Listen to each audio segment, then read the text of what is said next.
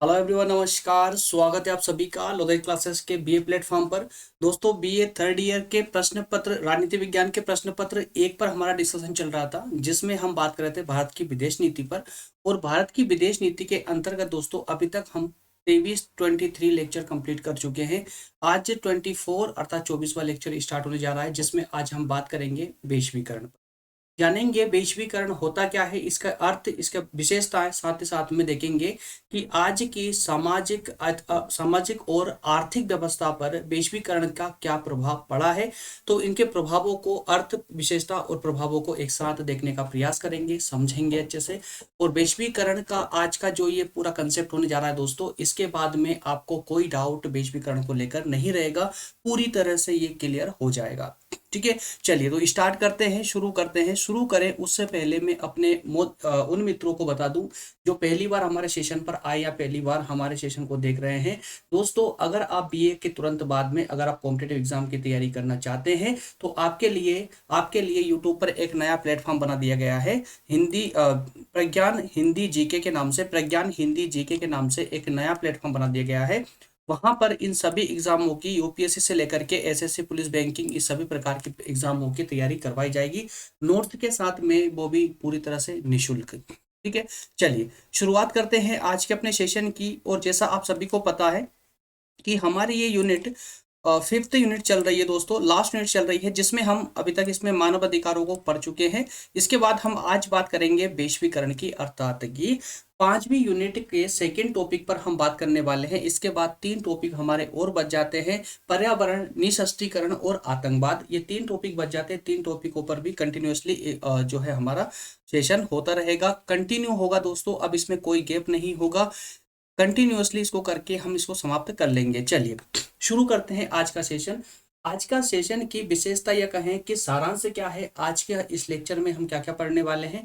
तो तीन बिंदुओं के माध्यम से हम आज का सब्जेक्ट, आज का जो टॉपिक है, हम उसको कंप्लीट करेंगे। वैश्वीकरण का सबसे पहले हम इसका अर्थ देखेंगे कि वैश्वीकरण होता क्या है, जिसे हम व्याख्या भी कह सकते हैं। इसके अलावा वैश्वीकरण की क्या विशेषताएं हैं, अर्थात कि क्या जो विशेष प्रभाव हमारे समाज पर पड़े हैं, विशेष अर्थात कि जो अच्छे प्रभावों की श्रेणी में आते हैं, उन प्रभावों की बात करते हुए यहाँ विशेषता बताने का प्रयास करेंगे।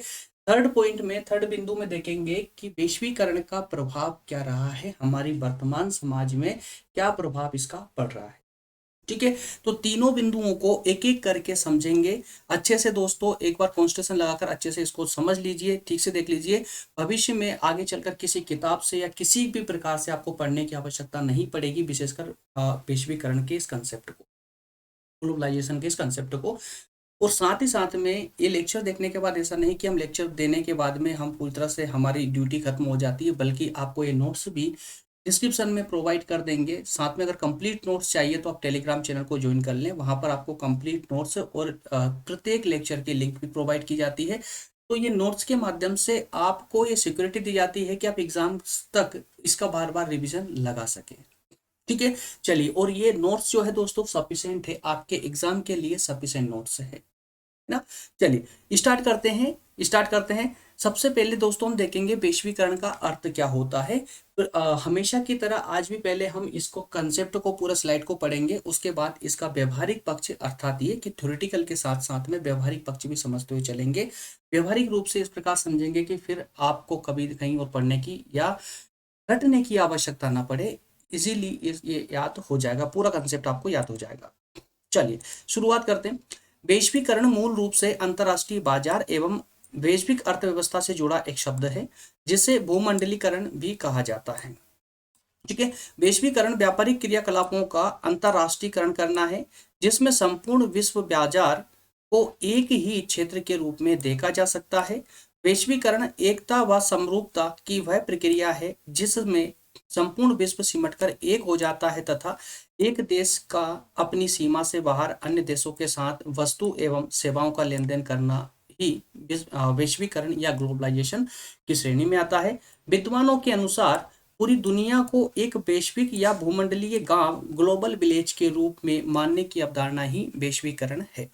चलिए दोस्तों, स्लाइड पढ़ करके आपका काफी तो कंसेप्ट क्लियर हो चुका होगा कि वैश्वीकरण जो है, जो ग्लोबलाइजेशन है, उससे सामान्य जो धारणा है वो आपको समझ आ चुकी होगी कि इसकी सामान्य धारणा क्या है ना। अब इसको कुछ इस प्रकार समझिए, एक व्यवहारिक पक्ष के रूप में इसे समझिए इसको, कि वैश्वीकरण कुछ और ना होकर के वैश्वीकरण उस प्रक्रिया को यहाँ पर कहने का प्रयास किया गया है, उस प्रक्रिया को कहा है जिसके अंतर्गत एक देश अपनी सीमा से बाहर निकलकर अपनी वस्तु और सेवाओं को बेच सके। जब एक देश अपनी सीमा से बाहर निकलकर अन्य देशों में, विश्व के अन्य देशों में अपनी वस्तु और सेवाओं को बेचेगा, तो अन्य देशों से सामान खरीदेगा भी। ठीक है। तो जिस प्रकार से एक देश का प्रोडक्ट अन्य देश, विश्व के अन्य देशों में जाकर के और सेल हो रहा है, बिक रहा है, और अन्य देशों के प्रोडक्ट उस विशेष देश में आकर उसके द्वारा आयात किया जा रहा है, खरीदा जा रहा है। तो जिस प्रकार से इन सामानों का लेन देन हो रहा है विश्व विश्व पर्यटल पर, जिस प्रकार से सामान का अर्थात प्रोडक्ट का लेन देन हो रहा है, इसी को हम वैश्वीकरण की जो है प्रक्रिया कहेंगे, वैश्वीकरण की प्रक्रिया कहेंगे। तो वैश्वीकरण का एक अगर सामान्य शब्दों में समझें तो वैश्वीकरण कुछ और ना होकर के बल्कि संपूर्ण विश्व एक बाजार के रूप में होता है, जिसमें संपूर्ण विश्व अपनी वस्तु एवं सेवाओं का आयात एवं निर्यात करते हैं। यही एक प्रक्रिया, ये पूरी प्रक्रिया वैश्वीकरण कहलाती है। क्लियर हुआ? क्लियर हुआ? फिर से एक बार मैं बता रहा हूँ कि वैश्वीकरण संपूर्ण विश्व को एक बाजार के रूप में देखने की प्रक्रिया है, वैश्वीकरण है, ग्लोबलाइजेशन है। ठीक है।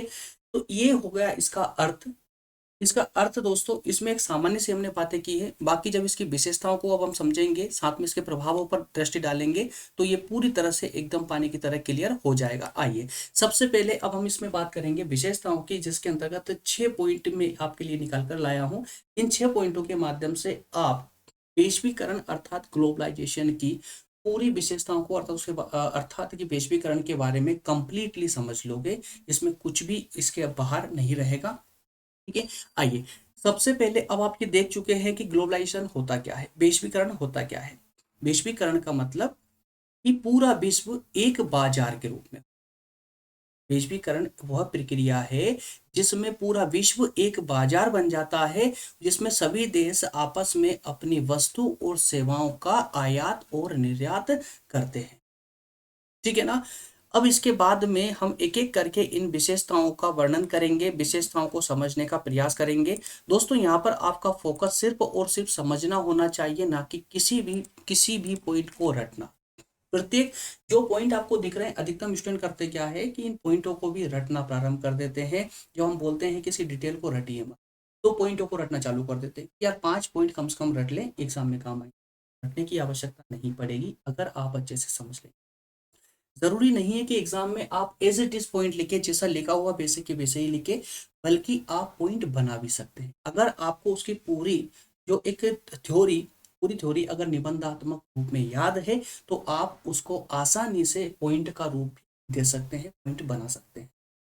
ठीक है ना। चलिए एक एक करके इनको कंप्लीट करते हैं। हम बात करेंगे इसी में, मैं इसको व्यवहारिक पक्ष के रूप में समझाते हुए चलूंगा, क्योंकि पॉइंट बहुत ज़्यादा हो जाएंगे। और इसके बाद में जब हम प्रभावों पर बात करेंगे तो उसमें भी लगभग 7 से 8 पॉइंटों पर डिस्कस करेंगे। तो इस प्रकार से लेक्चर काफ़ी ज़्यादा लेंदी हो जाएगा, लेकिन फिर भी हमें समय की कोई परवाह नहीं है, समय से कोई मतलब नहीं है। आप बस थोड़ा सा इस पर ध्यान लगाकर इसको समझते हुए चलें। अगर ध्यान लगाकर समझते हुए चलेंगे तो कोई प्रॉब्लम नहीं आने वाली। ठीक है। चलिए एक एक पॉइंट करके दोस्तों इसमें हम इसको क्लियर करेंगे, एक एक पॉइंट करके क्लियर करेंगे। सबसे पहले बात करेंगे एक नई अर्थव्यवस्था का जन्म।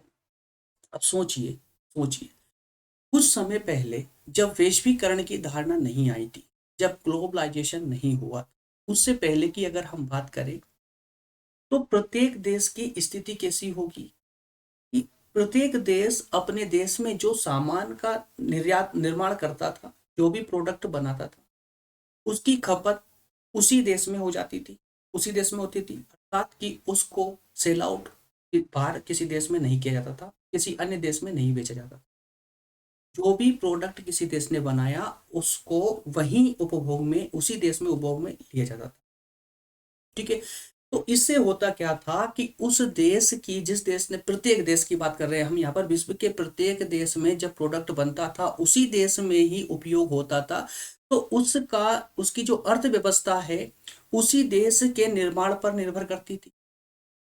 ठीक है ना, उसी देश के निर्माण पर निर्भर करेगी, अर्थव्यवस्था में कोई परिवर्तन नहीं होगा। लेकिन ग्लोबलाइजेशन के बाद में हुआ कुछ ऐसा कि जिन देशों में प्रोडक्ट के अर्थात वस्तुओं के या सेवाओं के निर्माण अधिक निर्माण करने की क्षमता थी, जिन देशों के पास में अधिक निर्माण करने की क्षमता थी, उन देशों ने अधिक वस्तुओं का निर्माण करके अन्य देशों में बेचना प्रारंभ किया, जिससे उनकी अर्थव्यवस्था अचानक से परिवर्तित तो हो गई और अचानक से बढ़ने लगी। ठीक है। वो जिस देश में वस्तु निर्माण की क्षमता कम थी, वो मजबूर हो गए किसी अन्य देश से अपना जरूरत का सामान खरीदने के लिए, परचेस करने के लिए। अब जब किसी अन्य देश से जब कोई देश परचेस करेगा, किसी आयात करेगा किसी वस्तु या सेवा का, तो उस देश का धन या संपत्ति वो अन्य देश में चली जाएगी जहां से खरीदा है। तो इस प्रकार से खरीदने वाले देश की अर्थव्यवस्था का कमजोर होना निश्चित है। ठीक है। तो ये अचानक से एक बदलाव आने लगा ग्लोबलाइजेशन के बाद में, वैश्वीकरण के बाद में ये अचानक से बदलाव आने लगा अर्थव्यवस्थाओं में। इसीलिए कहा गया है यहाँ पे कि वैश्वीकरण के कारण एक नई अर्थव्यवस्था का जन्म हुआ, है ना। और चूंकि वैश्वीकरण तो अर्थव्यवस्था से ही जुड़ी एक अवधारणा है, वैश्वीकरण को वैसे हम पढ़ क्यों रहे हैं, क्योंकि इसने इसने जो है हमारी अर्थव्यवस्था को विशेष रूप से प्रभावित किया है।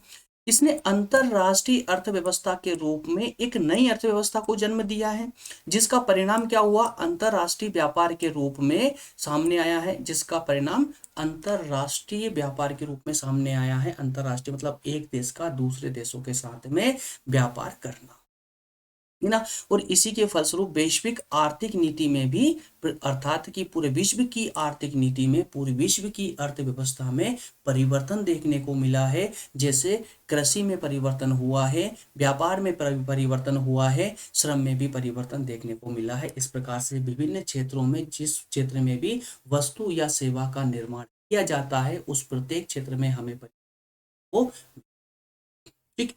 नेक्स्ट पर बात करेंगे भौगोलिक दूरियों का सिमटना। क्योंकि दोस्तों ग्लोबलाइजेशन से पहले की स्थिति को अगर हम देखें तो वहां पर हमें देखने को मिलता था कि ग्लोबलाइजेशन से पहले प्रत्येक देश अपने देश की सीमा के अंदर ही व्यापार कर पाता था। उसकी अर्थव्यवस्था या संस्कृति या समाज, किसी को भी आप ले लीजिए, सभी अपनी सीमा के अंदर ही सिमट कर रह चुके थे। लेकिन जैसे ही ग्लोबलाइजेशन आया, वैश्वीकरण की धारणा आई, वैसे ही पूरे विश्व ने एक बाजार का रूप धारण कर लिया, है ना। पूरे विश्व ने एक बाजार का रूप धारण कर लिया। ठीक है। तो इस प्रकार से बाजार व्यवस्था बढ़ने लगी। तो इस प्रकार से दोस्तों, इस प्रकार से वैश्विक स्तर पर अगर देखा जाए, वैश्विक स्तर पर देखा जाए तो इन दूर मतलब एक देश ने दूसरे देश में, अर्थात प्रत्येक देशों ने अंतरराष्ट्रीय स्तर पर आवागमन उनका प्रारंभ हुआ। आवागमन होने से देशों की दूरियां कम होने लगी, देश आपस में मिलने जुल करके कार्य करने की भावना उनके अंदर उत्पन्न हुई। इस प्रकार से एक दूसरे के वहां पर, एक दूसरे देश में, पूरे विश्व में एक दूसरे देश में व्यापार के उद्देश्य से, कार्य के उद्देश्य से, शिक्षा के उद्देश्य से, या विभिन्न प्रकार की सेवाएं प्रोवाइड करने के उद्देश्य से या सेवाएं लेने के उद्देश्य से एक दूसरे देशों में आवागमन प्रारंभ हुआ, जिससे हम कह सकते हैं कि वैश्वीकरण के कारण विश्व की दूरियां कम हुई। ठीक है ना। तो यातायात या संचार के साधनों में भी क्रांतिकारी विकास हुआ भाई। जैसे ही वैश्वीकरण आया, तो विश्व के अन्य देश जहां पर अधिक औद्योगिक विकास हो चुका था, वहां से संचार, उन देशों से संचार और यातायात की सुविधाएं अन्य देशों को प्रोवाइड की गई, जिससे प्रत्येक देश में इस प्रकार की फैसिलिटी आने से, सुविधाएं आने से उनके कार्यों में भी गति आ गई, उन कार्यों में भी गति आ गई। जैसे अगर आज हम एग्जाम्पल ले लें, आप स्कूल जाते हैं गाड़ी से, अगर मान लेते हैं कि आपको उससे गाड़ी ले ली जाए, आप गाड़ी से आप कॉलेज 1 घंटे में या आधे घंटे में, ज़्यादा दूरी होगी तो 1 घंटे में पहुंच जाएंगे, पास में होगा तो 1 घंटे में पहुंचेंगे। लेकिन अगर वहीं आपसे गाड़ी ले ली जाए तो अब आपको पहुंचने में कितना टाइम लगेगा, है ना। तो इससे क्या हुआ, जब आप समय बचा पा रहे हैं, जहां 1 घंटा लगता था वहां आप 10 से 15 मिनट में पहुंच रहे हैं, तो इससे क्या हुआ, आपका मैक्सिमम समय बच गया। समय बचने से आपका कार्यों में गति आ गई। ठीक है। तो ये सारी दूरियां सिमटने लगी। यही यहाँ पर ये कहने का प्रयास किया गया है। ठीक, इसके अलावा नेक्स्ट है नई संस्कृति का उदय या नई संस्कृति को जन्म। तो वैश्वीकरण ने, ग्लोबलाइजेशन ने एक नई संस्कृति को भी जन्म दिया है। किस प्रकार से? आज आप नई संस्कृति, भारतीय संस्कृति क्या है, अगर हम आज की जनरेशन से पूर्णतः अगर भारतीय संस्कृति की बात करें तो उन्हें पता ना।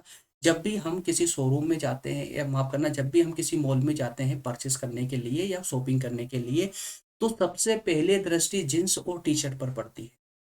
ठीक है, लेकिन क्या जींस और टी शर्ट, मैं सिर्फ गर्ल्स की बात नहीं कर रहा हूँ दोस्तों, मैं सभी की बात हूँ, तो क्या जींस और टी शर्ट क्या भारतीय संस्कृति का ही हिस्सा है या भारतीय संस्कृति का पहनावा?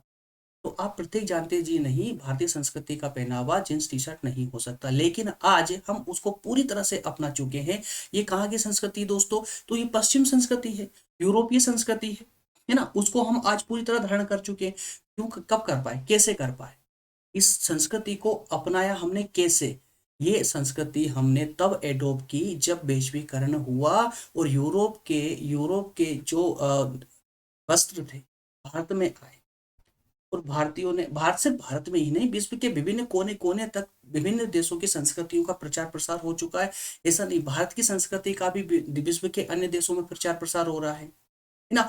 तो इस प्रकार से दोस्तों, इस प्रकार से वैश्वीकरण के होने से या ग्लोबलाइजेशन के आने से एक नई संस्कृति का, एक मिली जुली संस्कृति का जन्म हुआ। मिली जुली संस्कृति, थोड़ी संस्कृति भारत की झलक, भारतीय संस्कृति की झलक देखने को मिलती है, कहीं पश्चिमी संस्कृति की झलक देखने को मिलती है, कहीं दक्षिण एशिया की झलक। तो विभिन्न प्रकार की संस्कृतियों का एक मिक्स रूप हमें देखने को आज मिल रहा है। तो इलेक्ट्रॉनिक मीडिया की दूर दराज पहुंच ने एक ग्लोबल संस्कृति की स्थापना करती है। अब जरा समझिए दोस्तों, इसको पॉइंट टू पॉइंट भी लेते हुए चलिए। इलेक्ट्रॉनिक मीडिया के विकास होने से या इलेक्ट्रॉनिक मीडिया के आने से दूर दूर तक, अर्थात कि प्रत्येक विश्व के कोने कोने तक इसकी पहुंच ने संस्कृति में एक अचानक से परिवर्तन किया। जैसे jeans T shirt, fast food, pop संगीत, हॉलीवुड फिल्म, सैटेलाइट टेलीविजन, ये सब आज संस्कृति का हिस्सा बन चुके हैं। और हमारे जो नवयुवकों की संस्कृति का तो विशेष हिस्सा बने हैं। जो आज नवयुवक जो पीढ़ी है, जनरेशन है, उनका तो विशेष हिस्सा बन चुके हैं, पुरानी संस्कृति को लगभग भूल से रहे हैं। ठीक है, चाहे वे दुनिया के किसी भी कोने में हो। इतना ही नहीं, भ्रष्टाचार और अपराध करने के तरीके भी आज पूरे विश्व में एक जैसे देखने को मिलते हैं। तो ये एक जैसे देखने को क्यों मिल पा रहे हैं? क्योंकि वैश्वीकरण हुआ है। एक दूसरे देशों के प्रत्येक विचारों से प्रत्येक देश प्रभावित हुआ है ना। इस कारण से प्रत्येक सोच में, विचारों में, अर्थात हमारी संस्कृति में ही परिवर्तन आया है। क्लियर है? चलिए इसके आगे नेक्स्ट बात करेंगे, श्रम बाजार का विश्वव्यापीकरण होना। श्रम बाजार का विश्वव्यापीकरण का अर्थ यह हुआ कि वैश्वीकरण से पहले जो श्रमिक होते थे दोस्तों, वो अपने देश की सीमा के अंदर ही श्रम कर पाते थे, अर्थात कार्य कर पाते थे, अपनी सेवा दे पाते थे। लेकिन आज वैश्वीकरण होने के कारण एक देश के श्रमिक अन्य देशों में जाकर भी अपनी सेवाएं दे पा रहे हैं, और अन्य देशों के श्रमिकों को यहाँ ला करके भी हम उनसे सेवाएं ले पा रहे हैं। तो श्रम का वैश्वीकरण का मतलब हुआ सिर्फ श्रमिकों से, सिर्फ मजदूरों से इसका अर्थ नहीं लगाया गया है, बल्कि प्रत्येक उस पेशेवर से लगाया गया है जो कि सेवा प्रदान करता है, सेवा देता है। ठीक है ना। तो इस प्रकार से अगर यहाँ पर हम एग्जाम्पल देके दोस्तों, एग्जाम्पल भी देके, तो वैश्वीकरण से पहले की अगर हम बात करें 1965 में, तो लगभग 6.5 करोड़ लोग ही एक दूसरे देश में जाकर के अपनी सेवाएं प्रोवाइड कर पाते थे। लेकिन 1999 तक वैश्वीकरण के बाद में ये बाजार बढ़कर के लगभग 2 गुना हो चुका था, अर्थात कि अब ज्यादा स्पीड से, अर्थात ज्यादा लोग एक देश से दूसरे देश में जाकर अपनी सेवाएं प्रोवाइड कर रहे हैं। क्लियर है? चलिए नेक्स्ट पर बात करेंगे शिक्षा का विश्वव्यापीकरण। तो वैश्वीकरण के कारण, अर्थात ग्लोबलाइजेशन के कारण शिक्षा का भी विश्वव्यापीकरण हुआ है। शिक्षा का विश्वव्यापीकरण का अर्थ क्या हुआ कि पहले, अगर वापस से देखिए, अगर हम वैश्वीकरण से पहले की बात करें, तो शिक्षा का प्रचार प्रसार सिर्फ एक देश की सीमा के अंदर ही होता था। अर्थात कि अगर हमें पढ़ना है तो हम देश की सीमा के अंदर ही पढ़ते थे, बाहर नहीं जा पाते थे।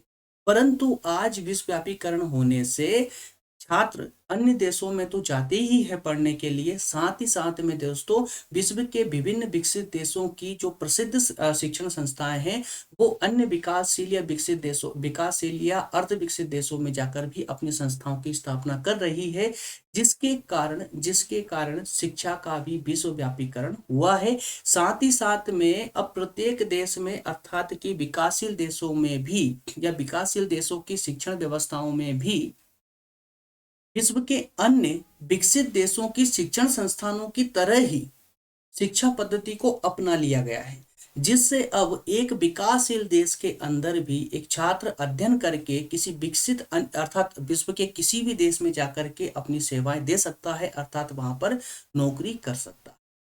ठीक है, तो इस प्रकार से शिक्षा का भी इसमें विश्वव्यापीकरण देखने को मिला है। आगे हम बात करेंगे ब्रेन ड्रेन की। तो दोस्तों कुछ दोस्तों को अभी पता नहीं होगा कि ये ब्रेन ड्रेन होता क्या है, एकदम आसान शब्दों में समझ लीजिए इसको, आप लाइफ में कभी भूलेंगे नहीं और बहुत काम की बात वस्तु, बहुत काम की चीज है। ब्रेन ड्रेन का सिंपल सा अर्थ मैं आपको बता रहा हूँ। ब्रेन ड्रेन का सिंपल सा, एक मिनट दोस्तों थोड़ा कैमरा चेक कर ले एक बार, अभी कुछ समय से थोड़ी प्रॉब्लम ही चल रही है कैमरे के साथ में, है ना, बीच में हैंग हो रहा है। ठीक है, कंटिन्यू चल रहा है, कोई प्रॉब्लम नहीं है, चलिए कंटिन्यू करते हैं। दोस्तों ब्रेन ड्रेन का अर्थ होता है, हम एग्जाम्पल से समझते हैं। मान लेते हैं कि भारत से अभी आप भारत में एक डॉक्टरी की पढ़ाई करते हैं, मेडिकल पढ़ाई करते हैं और आप एक अच्छे डॉक्टर, या आप साइंस है ना साइंटिस्ट बन जाते हैं, अपने भारत में स्टडी करके साइंटिस्ट बन रहे हैं या डॉक्टर बन रहे हैं, या कोई से भी एडवोकेट ही ले लीजिए, आप एडवोकेट है या कोई सा भी एक अच्छे से आपने जो है यहाँ पर कोई डिग्री करने के बाद में अर्थात कि आप योग्यता तो भारत से ले रहे हैं, लेकिन लेकिन आप कार्य अमेरिका में जाकर कर रहे हैं। जैसे कि आज हम देखें वर्तमान में भी, तो भारत के कई बड़े बड़े डॉक्टर आज अमेरिका में जाकर जॉब कर रहे हैं। भारत के कई बड़े बड़े इंजीनियर अमेरिका में जाकर काम कर रहे हैं या यूरोप में जाकर काम कर रहे हैं। कई सारे साइंटिस्ट अमेरिका या कई विकसित देशों में जाकर के सिर्फ सैलरी के लिए काम कर रहे हैं, सैलरी अधिक सैलरी मिलने के कारण। तो ब्रेन ड्रेन का सिंपल अर्थ ये होता है कि एक देश में शिक्षा प्राप्त करके उसको योग्य बन करके और उसका बाहर किसी अन्य देश में जाकर के अपनी सेवाएं दे, इसी को हम यहाँ ब्रेन ड्रेन के नाम से जानते हैं। ठीक है, एक बार इसी साइड भी अब आप पढ़ लीजिए। ब्रेन ड्रेन से शुरू हुई पेशेवरों की आवाजाही, पेशेवरों का एक देश से दूसरे देश में आना जाना, ये काफी जोर पकड़ रहा है। आज वैज्ञानिक, डॉक्टर, इंजीनियर और शिक्षाविद तो विदेशों की तरफ खींच ही रहे हैं। साथ ही साथ में आज वकील, वस्तुविद, अकाउंटेंट, प्रबंधक, बैंकर या कंप्यूटर विशेषज्ञ भी विदेशों में जाना अब उनके लिए आम हो गया। अर्थात शिक्षा आप यहाँ प्राप्त कर रहे हैं, योग्य आप यहाँ बन रहे हैं, अर्थात कि भारत, जैसे मान लेते हैं कि वही वापस से रिपीट कर रहा हूँ, अगर भारत में आप डॉक्टर की पढ़ाई कंप्लीट कर लेते हैं, अर्थात क्या हुआ कि भारत सरकार ने अर्थात भारत ने आप पर खर्च किया, आपको योग्य बनाया, एक मानव संसाधन बनाया। ठीक है, भारत सरकार ने खर्च किया, लेकिन अब आप एक संसाधन बनने के बाद, एक सफल संसाधन बनने के बाद किसी अन्य देश में जाकर के अपनी सर्विस दे रहे हो, तो ये क्या हो जाएगा आप स्वयं समझ सकते हैं। अगर मैंने अभी इस प्लेटफॉर्म से, ओपन प्लेटफॉर्म में, चूंकि अगर मैंने यहाँ पर बोला तो ये बात कुछ ज़्यादा फैल जाएगी, इसको है ना ज़्यादा बोलने की आवश्यकता नहीं है, आप खुद समझ सकते हैं कि भारत आप पर खर्च कर रहा है, आपको एक सफल मानव संसाधन के रूप में बना रहा, तो आपकी ड्यूटी क्या बनती, आपकी जिम्मेदारी क्या बनती थी, आपका कर्तव्य क्या बनता था कि आप भारत के लिए काम करें और भारत को सफल बनाएं या उसका ये अर्थव्यवस्था के विभिन्न क्षेत्रों का विकास करें। लेकिन आप सफल बनते ही आप किसी अन्य देश में जाकर के और किसी अन्य देश को आप सपोर्ट, है ना, तो ये उचित नहीं है। इसका मतलब क्या हुआ कि ब्रेन ड्रेन जो है वो किसी भी देश के लिए सही नहीं है, इसे नकारात्मक रूप में ही परिभाषित किया जाता है। क्लियर है, चलिए इसके बाद दोस्तों अब हम बात करेंगे वैश्वीकरण के प्रभावों पर। वैश्वीकरण का क्या प्रभाव पड़ा है, अब देखिए अभी तक आपने वैश्वीकरण का अर्थ अच्छे से देख लिया, इसके बाद वैश्वीकरण की विशेषताओं को देख लिया, 6 बिंदुओं के माध्यम से हमने वैश्वीकरण की विशेषताओं को देखने का प्रयास किया। अब हम बात करेंगे वैश्वीकरण के प्रभाव की, किस वैश्वीकरण का क्या प्रभाव पड़ा है विश्व की या विश्व की सामाजिक व्यवस्था पर या विश्व की संस्कृति। ठीक है ना। इसको हम 8 बिंदुओं के माध्यम से कंप्लीट करेंगे। नव उपनिवेश, जैसे फर्स्ट में क्या है, नव उपनिवेशवाद का उदय, परंपरागत उद्योगों पर कुठाराघात, भेदभावपूर्ण व्यवस्था का उदय, विकासशील देशों का शोषण, आय और वितरण की असमानता को बढ़ावा, इसके अलावा नैतिकता का पतन, विश्व अर्थव्यवस्था में परिवर्तन या उदारीकरण को प्रोत्साहन, या शिक्षा का विश्वव्यापीकरण। तो इसमें अगर एक दो पॉइंट को हम छोड़ दें तो बाकी सभी पॉइंट हमें नकारात्मक रूप में ही देखने को मिल रहे हैं। इसका अर्थ क्या हुआ कि विश्व वैश्वीकरण का जो प्रभाव पड़ा है विश्व पर, वो अधिकतम रूप में नकारात्मक रूप से पड़ा है, नकारात्मक रूप से पड़ा है, सकारात्मक दृष्टि से बहुत कम पड़ पाया। ठीक है ना। हालांकि हम सब समझते हैं, हम जानते हैं कि प्रत्येक चीज का सकारात्मक और नकारात्मक दोनों प्रकार से प्रभाव पड़ता है, लेकिन वैश्वीकरण अर्थात ग्लोबलाइजेशन का जो प्रभाव पड़ा है वो नकारात्मक रूप में ज्यादा देख। ठीक है। तो अब इसमें दोस्तों एकदम सामान्य सी भाषा में, एकदम सिंपल भाषा में है ये, कोई प्रॉब्लम आपको नहीं आने वाली है। थोड़ा सा स्पीड से इसको ले लेते हैं। जब आप ये स्लाइड खुद पढ़ेंगे, नोट्स पढ़ेंगे डाउनलोड करके, तो आपको पूरा समझ आता चलेगा, कुछ भी डाउट जैसा कुछ भी नहीं रहेगा। और वो दोस्त निश्चिंत रहे, जो मेरे पीछे डाटा आ रहा है टेंशन ना ले, थोड़ा सा साइड में हो जाया करूंगा हालांकि, परंतु जरूरत नहीं है, क्योंकि मैं अभी, आप लेक्चर में सिर्फ समझने का प्रयास करें, सिर्फ समझने का प्रयास करें। अगर आप नोट्स बना रहे हैं तो दोस्तों नोट्स का 50 से 60% काम तो मैं आपको खुद करके दे, नोट्स बना करके आपको दे रहा हूँ, है ना। इससे आप अपनी नोट्स भी अच्छे से बना सकते हैं। और किसी मित्र अगर कोई जॉब करते हैं या जिनके पास टाइम नहीं है, गृहिणी है जिनके पास टाइम नहीं है नोट्स बनाने का, तो वो भी निश्चिंत रहे, ये कंप्लीट नोट्स पूरे सब्जेक्ट के कंप्लीट नोट्स मैं आपको प्रोवाइड करता हूँ, जिससे आप रिविजन आसानी से रिविजन लगा सकें, आसानी से आप एग्जाम में बैठ करके अपने एग्जाम सकते हैं। ठीक है, इन्हीं नोट्सों के माध्यम से। क्लियर है। चलिए शुरू करते हैं इसके प्रभावों की। तो एक एक करके दोस्तों सभी को थोड़ा स्पीड से हम इनको निपटाएंगे, इसको कवर करेंगे। नव उपनिवेशवाद का उदय। अब कुछ बाल ज्ञानी तो ऐसे हैं जिनको अभी उपनिवेशवाद का भी पता नहीं है, और थर्ड ईयर कंप्लीट ना दोस्तों। हालांकि ये अच्छी बात नहीं है, ये अच्छी बात नहीं है कि अभी आप थर्ड ईयर कंप्लीट करने वाले हैं और आपको उपनिवेशवाद का भी अगर पता नहीं है, तो ये गलत है, गलत बात ना चाहिए। थोड़ा सा सुन लीजिए। बाकी सेकेंड ईयर में उपनिवेशवाद आपने बहुत अच्छे से पढ़ा था, और अगर आपका सिलेबस हिस्ट्री है बीए के अंदर, तो थर्ड ईयर में भी आप उपनिवेशवाद तो आपको पूरा क्लियर हो चुका। लेकिन फिर भी मैं ये मानकर चल रहा हूँ कि कुछ दोस्तों पहली बार ही इस सेशन को देख रहे, पहली बार उनको उपनिवेशवाद समझ पढ़ने को मिल रहा है, तो वो भी समझेंगे इसको, वो भी समझते हुए चलेंगे। नव उपनिवेशवाद का उदय। तो नए उपनिवेशवाद की बात करें उससे पहले आपके लिए जानना जरूरी है कि उपनिवेशवाद होता क्या है। सुनिए, एग्जाम्पल से समझा रहा हूं। जब भारत पर अंग्रेजी हुकूमत का शासन था, भारत पर अंग्रेजी हुकूमत का शासन था, तो अंग्रेजों के लिए हम उपनिवेश थे। फिर से समझिए, अंग्रेजों के द्वारा, अर्थात कहां से आए थे अंग्रेज, ब्रिटेन से, अर्थात इंग्लैंड से, है ना। तो जब ब्रिटेन से अंग्रेज भारत आए, भारत में आकर के भारत पर उन्होंने शासन किया, तो ब्रिटेन के लिए भारत एक उपनिवेश था, सिर्फ उपनिवेश था। ठीक है। तो ये जो उपनिवेश बनाते थे किस लिए बनाते थे, ताकि उस मुख्य देश की अर्थव्यवस्था मजबूत हो सके।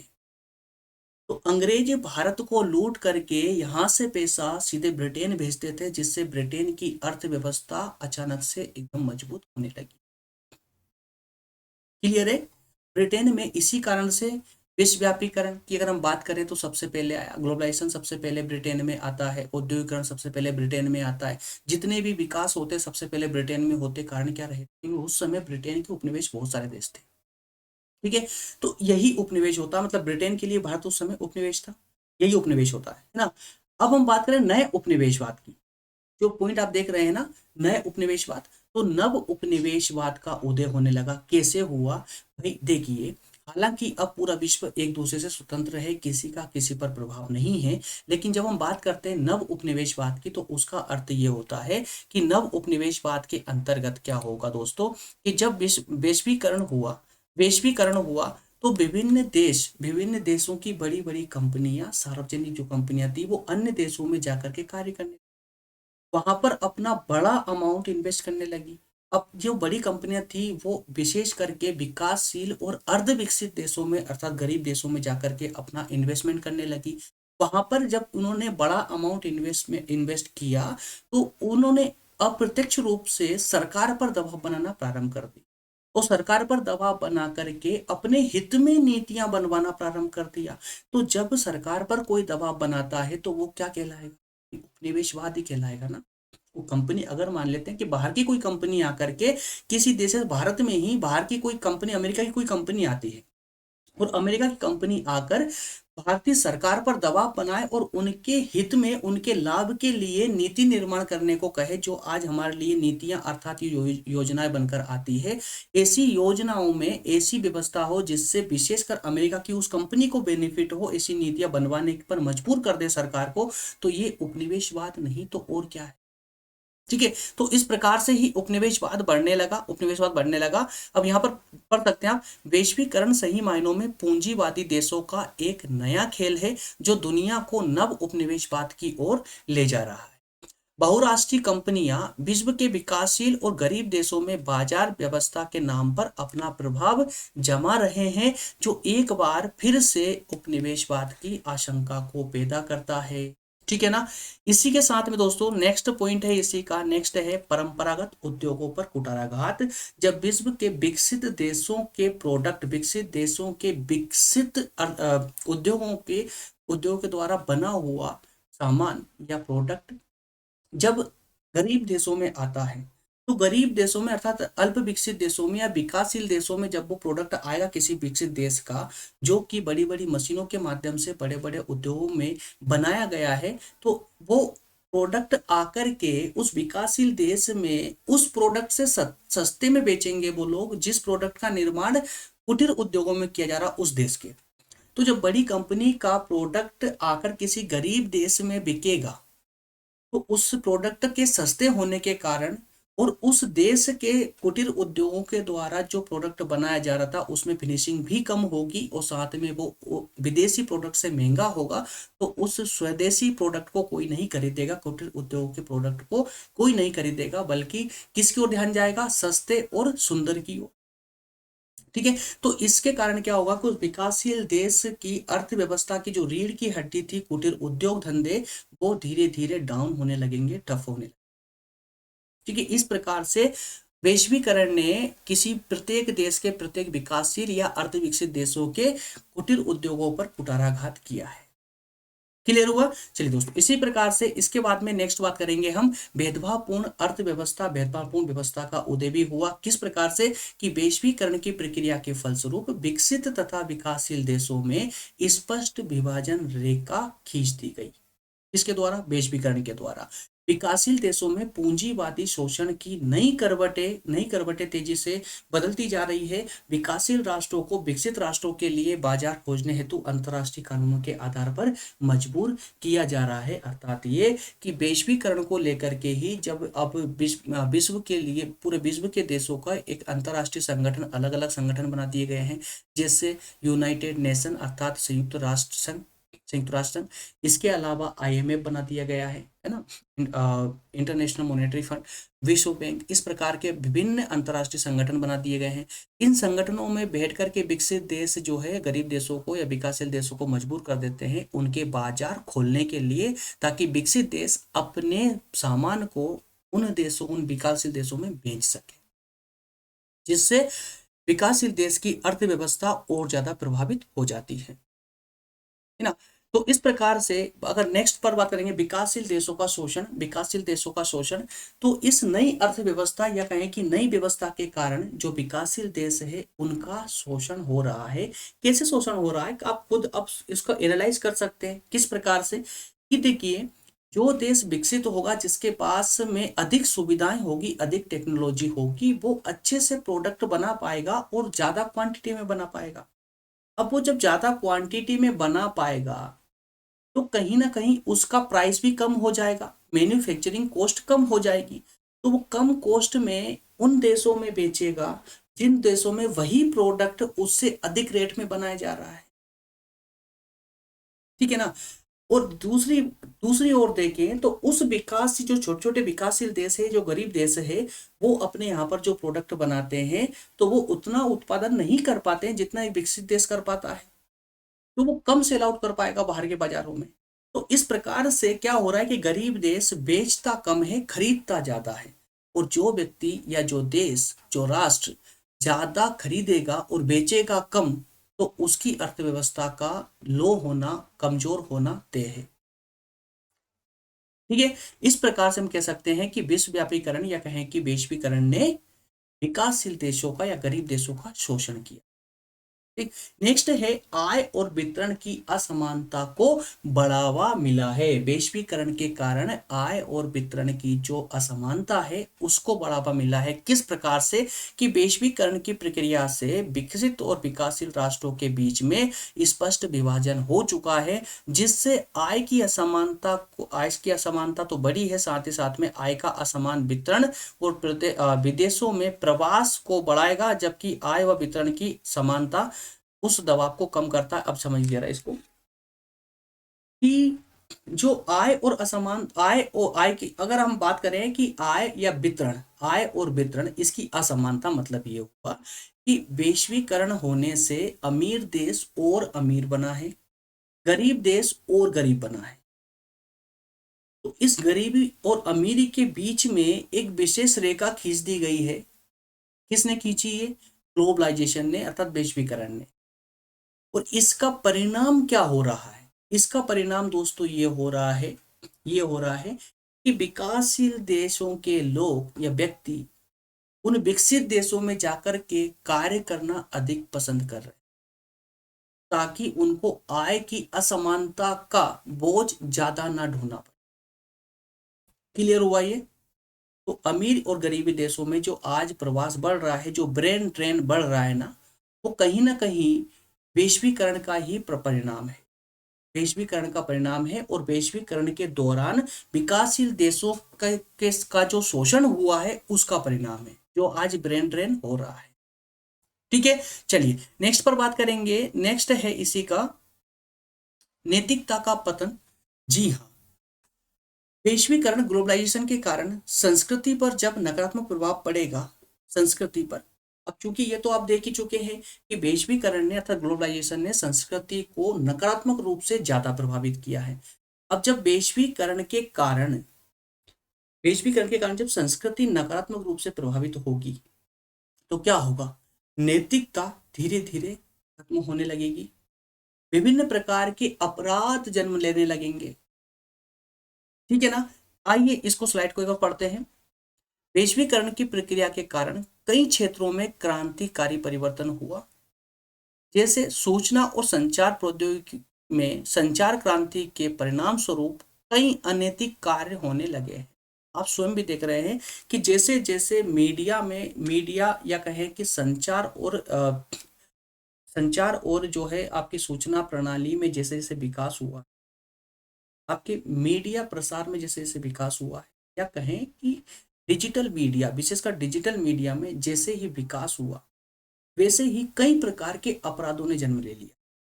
जैसे जैसे आपके यहाँ पर टेक्नोलॉजी, प्रत्येक देश में या कहीं के विश्व में जैसे जैसे टेक्नोलॉजी बढ़ती जा रही है, वैसे वैसे अपराध भी अपने नए रूप में होना प्रारंभ कर दिया है। अपराधों ने भी एक नया रूप धारण कर लिया है। नई नई टेक्नोलॉजी आज, जैसे कि अभी आपके पास में जो है अभी फ्रॉड कॉल चलता है ना? फ्रॉड कॉल के माध्यम से खाली आप एक ओटीपी शेयर करते हैं और आपके अकाउंट का पूरा बैलेंस ही साफ कर दिया जाता है। तो क्या अगर हम बात करें कि आज से 50 साल पहले ऐसी फ्रॉड होती थी क्या? ऐसा जो है ये जिस प्रकार का ये अपराध हो रहा है, क्या इस प्रकार का अपराध पहले होता था? नहीं होता था, बल्कि टेक्नोलॉजी के बढ़ने के कारण अभी ये अपराध होने लगे हैं। तो टेक्नोलॉजी में परिवर्तन आया सूचना संचार प्रौद्योगिकी के कारण। तो जब इसमें परिवर्तन आया तो कुछ सुधार भी हुए हैं, तो वहीं इसका नकारात्मक परिणाम भी हमें देखने को मिले हैं, जिससे नैतिकता का पतन हुआ है। जैसे बैंक खातों में हेरा फेरी कर देना, उत्पाद के झूठे और लोक लुभावने विज्ञापन देकर के या भड़कीले विज्ञापन देकर के अपने वस्तु और सेवाओं को बेचना, जिससे समाज में नैतिकता का पतन हो रहा है। ठीक है ना।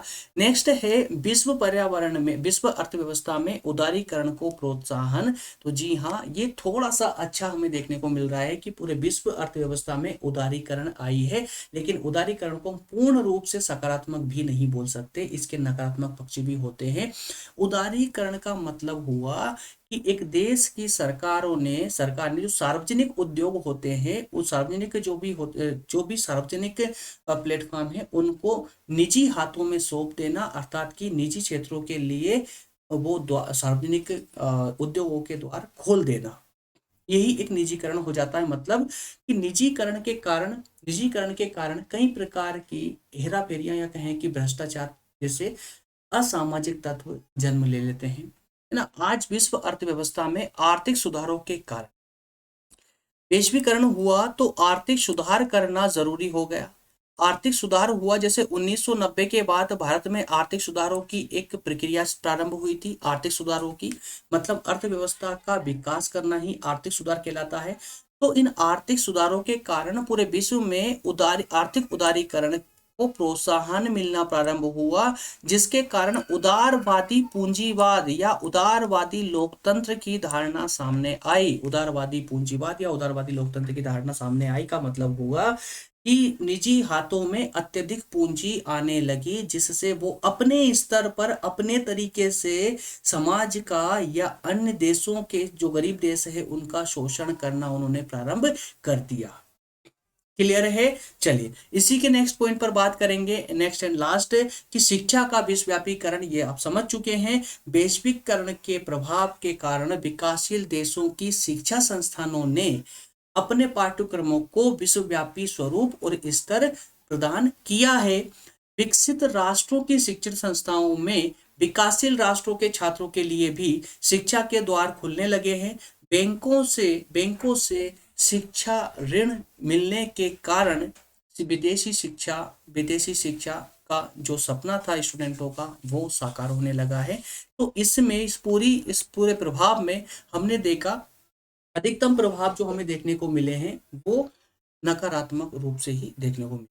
ठीक है दोस्तों, तो मैं उम्मीद करता हूं कि आप ये वैश्वीकरण वाला चैप्टर आपका पूरी तरह से कंप्लीट हो चुका होगा। आपके दिमाग में, आपके मस्तिष्क में मैंने इतने विचार इनपुट कर दिए हैं कि अब जब भी आप किसी बुक को भी पढ़ोगे या आप ये जो मेरे द्वारा नोट्स आपको प्रोवाइड की जा रही है, जब इन नोट्स को पढ़ोगे तो अब आपको कहीं से कहीं तक बिल्कुल भी उलझन नहीं होगी, कोई कंफ्यूजन नहीं होने वाली है। वैश्वीकरण को लेकर के जितने आवश्यक तथ्य थे, जितने आवश्यक फैक्ट थे, आपके मस्तिष्क में प्रवेश कर चुके हैं। अब वैश्वीकरण वाला टॉपिक आपको पूरे जीवन में कभी परेशान नहीं करेगा। नहीं विश्वास तो आप किसी भी किताब को उठा करके वैश्वीकरण का टॉपिक पढ़ना स्टार्ट कर दीजिए, कहीं प्रॉब्लम आए तो बता, नहीं आई।